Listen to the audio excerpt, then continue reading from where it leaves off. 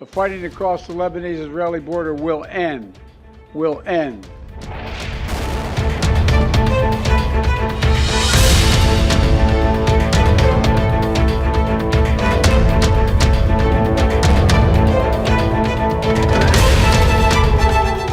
7 अक्टूबर 2023 को हमास के हमले के साथ शुरू हुआ इजराइल और हमास के बीच युद्ध अब एक नए मोड़ की ओर जाता हुआ दिख रहा है।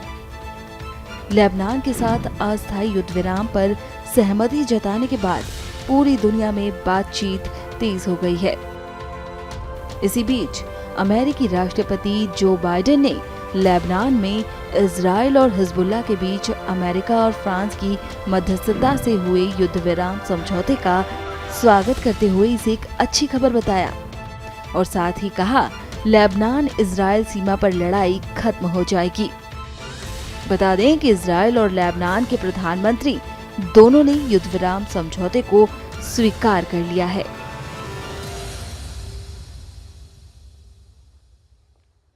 I just spoke with the Prime Minister of Israel and Lebanon. I'm pleased to announce that their governments have accepted the United States proposal to end the devastating conflict between Israel and Hezbollah. I want to thank President Macron of France for his partnership in reaching this moment. Effective at 4 a.m. tomorrow local time, the fighting across the Lebanese-Israeli border will end. Will end. This is designed to be a permanent cessation of hostilities. What is left of Hezbollah and other terrorist organizations will not be allowed, well, I emphasize, will not be allowed to threaten the security of Israel again. Over the next 60 days, the Lebanese army and state security forces will deploy and take control of their own territory once again. Hezbollah terrorist infrastructure in southern Lebanon will not be allowed to be rebuilt. And over the next 60 days, Israel will gradually withdraw its remaining forces. And civilians on both sides will soon be able to safely return to their communities. Israel did not launch this war. The Lebanese people did not seek that war either, nor did the United States.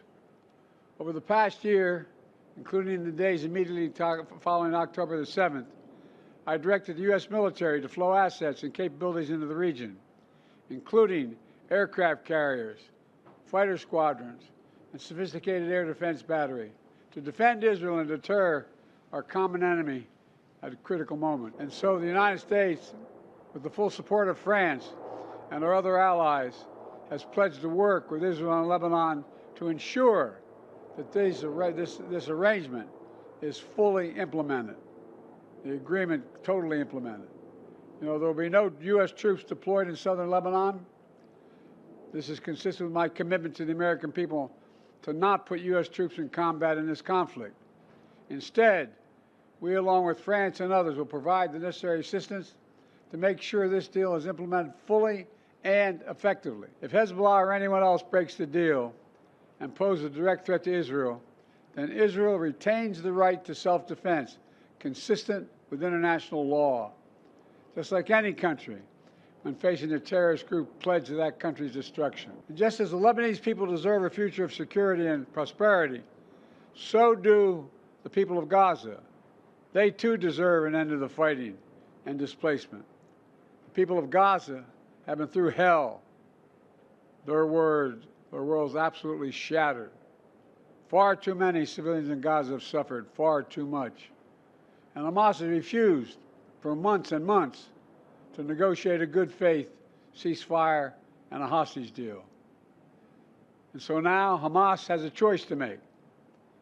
Their only way out is to release the hostages, including American citizens, which they hold.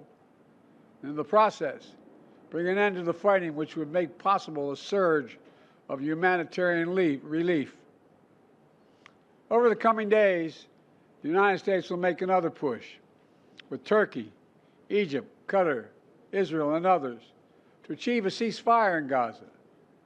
With the hostages released and the end of the war without Hamas in power, that becomes possible. The United States remains prepared to conclude a set of historic deals with Saudi Arabia, to include a security pact and economic assurances, together with a credible pathway for establishing a Palestinian state and the full normalization of relations between Saudi Arabia and Israel, a desire they both have.